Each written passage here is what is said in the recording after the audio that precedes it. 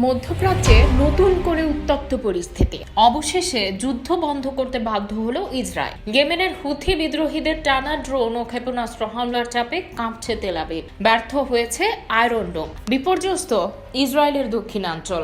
আন্তর্জাতিক চাপ এবং নিজ দেশের নিরাপত্তার সংকটের মুখে যুদ্ধবিরতির ঘোষণা দিতে হয়েছে নেতানিয়াহু সরকারকে।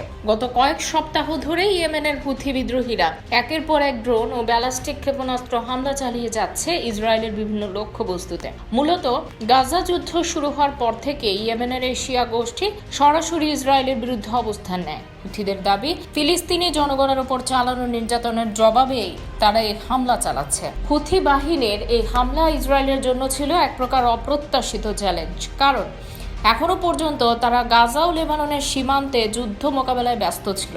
ইয়েমেন থেকে আসা ক্ষেপণাস্ত্র ঠেকাতে ইসরায়েলের প্রতিরক্ষা ব্যবস্থাও বারবার ব্যর্থ হয়েছে। ইসরায়েল যেভাবে হুথিদের হালকাভাবে দেখছিল তা এখন তাদের জন্য বুমেরাং হয়ে দাঁড়িয়েছে। আয়রন ডোম এই ধরনের দূরপাল্লার হামলা ঠেকাতে সম্পূর্ণ সক্ষম নয় তা এখন স্পষ্ট। এই পরিস্থিতিতে শুধু সামরিক ক্ষয়ক্ষতি নয়, মনস্তাত্ত্বিকভাবেও চাপে পড়েছে ইসরায়েল। দক্ষিণ ইসরায়েলে অনেক শহরে ঘন ঘন সাইরেন বাজছে, মানুষ পালিয়ে যাচ্ছে বাংকারে। অর্থনীতি, জনজীবন এবং রাজনৈতিক নেতৃত্ব সব দিক থেকে তারা এখন অস্বস্তিতে। ইসরায়েলের বর্তমান পরিস্থিতিতে বড় ভূমিকা রাখছে ইরান। হুথিদের পেছনে রয়েছে সরাসরি ইরানের সহায়তা। এমনকি ধারণা করা হচ্ছে ইরান এই অঞ্চল জুড়ে একটি প্রক্সি যুদ্ধ পরিচালনা করছে, যার মূল লক্ষ্য ইসরায়েল। ইরান হুথি, হিজবুল্লাহ এবং হামাসকে একত্রিত করে একটি পূর্ণাঙ্গ ফ্রন্ট তৈরি করছে ইসরায়েলের বিরুদ্ধে। এটি এখন কেবল গাজার যুদ্ধ নয়, এটি হয়ে গেছে আঞ্চলিক সংঘাত। এই ক্রমবর্ধমান হামলার জবাবে অবশেষে যুদ্ধবিরতির সিদ্ধান্ত নিতে বাধ্য হয়েছে ইসরায়েলি সরকার।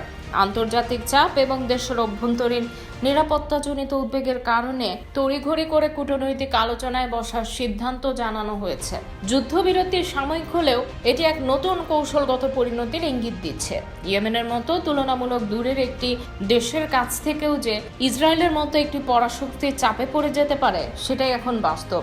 মধ্যপ্রাচ্যে এই মুহূর্তে পরিস্থিতি শান্ত নয়, বরং তা আরও বিস্ফোরণমুখী, এমনটাই বলছেন বিশেষজ্ঞরা।